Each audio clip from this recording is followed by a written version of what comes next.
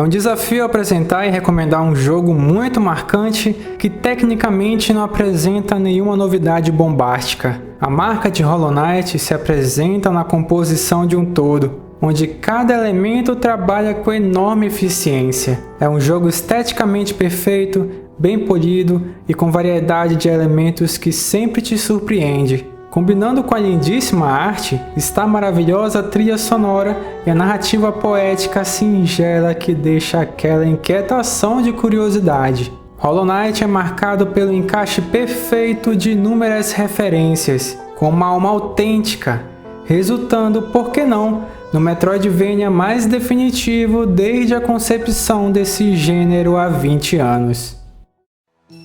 Hollow Knight foi feito pela desenvolvedora australiana Team Cherry, que fez uma campanha no Kickstarter em 2014, onde arrecadou $57 mil australianos. Com esse valor e apenas 3 desenvolvedores, fora compositor e dubladores, deram vida a uma obra feita com muito carinho e cheio de detalhes, que são facilmente perceptíveis durante a gameplay.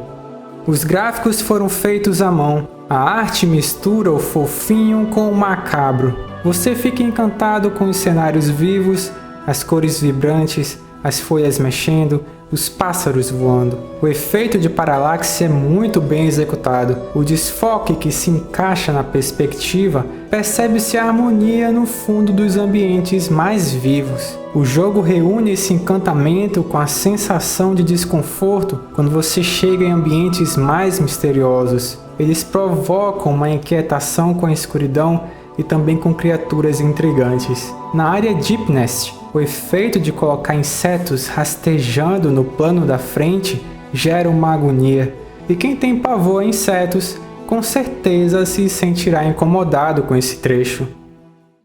A história de Hollow Knight é vaga. Você é apresentado a um reino subterrâneo de insetos, chamado Hollow Nest. Você também não conhece sobre o seu personagem e suas motivações. Com o auxílio dos NPCs, descrições de itens, de inimigos e os próprios detalhes dos cenários, o jogo vai oferecendo os fragmentos para o próprio jogador montar esse quebra-cabeça. Hollow Knight claramente foi inspirado em Metroid, Castlevania, Zelda 2, Dark Souls, entre outros. Das análises e menções a esse jogo, observei que cada uma destacava uma influência dominante diferente, e no meu caso a influência que mais sobressaiu foi a da série Souls.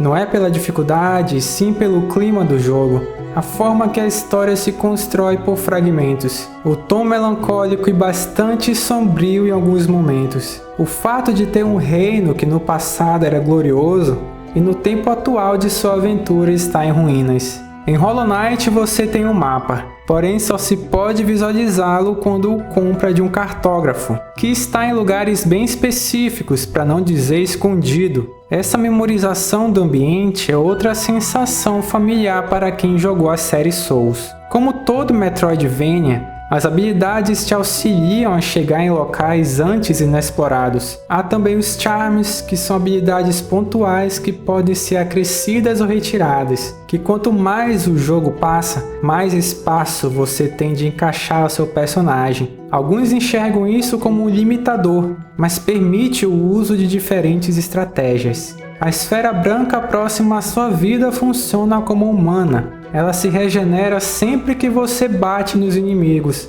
forçando a recompensa numa postura ofensiva do jogador. Esse mana também te permite usar algumas habilidades, como os projéteis mágicos. Então é um componente importante para a estratégia do jogo, sobretudo nas batalhas contra chefes, que estudando os movimentos deles, você eventualmente verifica os segundos em que pode se curar ou partir para um ataque mais pesado. Por falar neles, os chefes do jogo são demais, pois envolvem a inteligência em reparar padrões e também exige a destreza do jogador nos controles. Algumas batalhas são bem difíceis, porém num todo são deliciosas, que trazem um entusiasmo que poucos jogos me proporcionaram. Algumas batalhas são tão satisfatórias que apenas um pensamento vinha em minha mente. É para isso que eu jogo videogame, para ter essas sensações.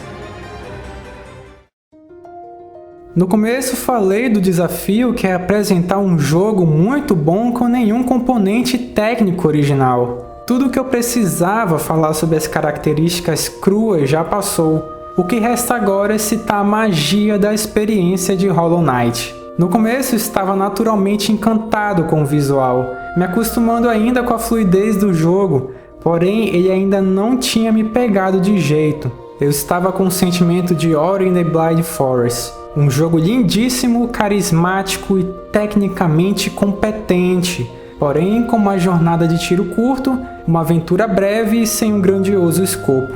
Mas ao descobrir que o jogo oferece um menu para catalogar todas as criaturas, foi o ponto em que percebi o quão grandiosa seria essa experiência. Ainda mais que Hollow Knight é muito competente em diferenciar os inimigos e agregar um valor simbólico a cada um deles, pois você a todo momento tenta associá-los à ambientação e também à trilha sonora. No cenário magnífico de City of Tears, você enfrenta os cidadãos da cidade e você percebe que eles são bem acanhados, tem aquele sentimento que há alguma coisa fora do padrão. City of Tears é o exemplo de como o jogo tem uma alma própria. Geralmente deixamos nosso personagem parado para observar paisagens magníficas de gráficos top de linha dos grandes AAA do mercado. Mas em Hollow Knight eu deixava meu personagem à beira de uma janela e ficava maravilhado com aquela composição de imagem. Observava a chuva caindo, batendo no vidro, ouvia a música e sentia no meu âmago aquele sentimento de melancolia que estranhamente me fazia muito bem.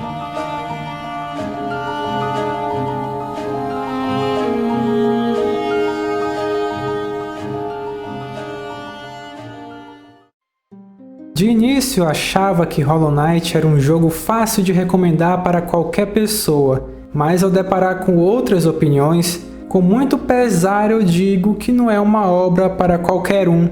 O estilo Metroidvania está em sua essência. O jogo não te pega pela mão e a recompensa por explorar mais é basicamente ser apresentado a mais áreas para se explorar, o que é de praxe do estilo. Pelo que eu vi em algumas reviews, ou se esqueceram dessa característica primordial, ou escalaram analistas não compatíveis com o jogo. Hollow Knight não é o jogo mais difícil do mundo, mas para um jogador que está acostumado a ter um objetivo definido, uma história prontinha, com certeza vai resumir os pontos positivos do jogo, a sua arte e trilha sonora.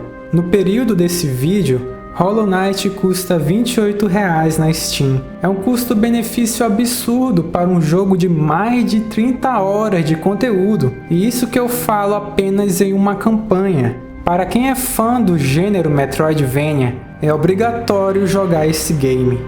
Tenho ainda um tempo para digerir.